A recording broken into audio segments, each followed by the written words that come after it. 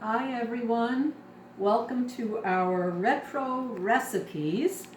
Um, at the library we decided to think about things from the past and the future.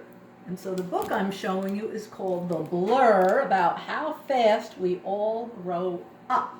So my recipe is from the 60s. It's a recipe given to me by my aunt that I loved. I loved her and I love the recipe. It's a layered zucchini casserole. She did it in the oven and it took a couple of hours, but we are upgrading our recipe and we're going to do it in the microwave, and I'll show you how. You need zucchini and you just cut circles about 1/8 or 1/4 of an inch thick like this, and I already have some cut like this. And then you need a pie plate, which I put a little olive oil in, and you need some breadcrumbs. These are flavored Italian breadcrumbs, which I mixed. There's the Italian breadcrumbs. Mixed it with grated cheese, a little bit of garlic powder, and again some olive oil until it gets kind of thick like this.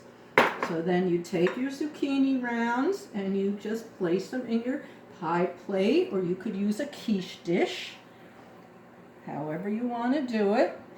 And you go around like this. Doesn't have to be fancy. These are kind of big zucchinis, so it doesn't take too many of them. Just put in what you could fit like that. Oh, they're sticking together, but that's okay. Alrighty, and a couple more. So that's your first layer. Then you're going to put some breadcrumbs on top of that. Just like this. Okay. Like that. Some breadcrumbs scattered around. Then you're going to put more of your zucchini layers like this.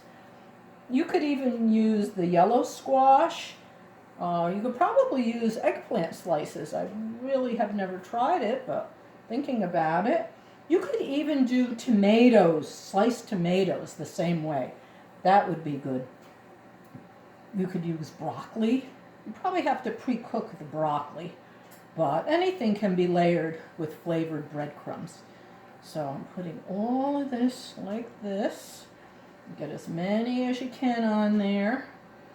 Okay, oops, a little bit more. Okay, we have some left over, that's all right.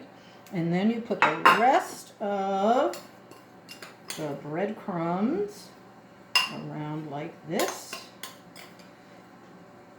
Just spread them out. Try not to put too much olive oil in, because then it gets too runny and watery. Alright, so there's that, like that.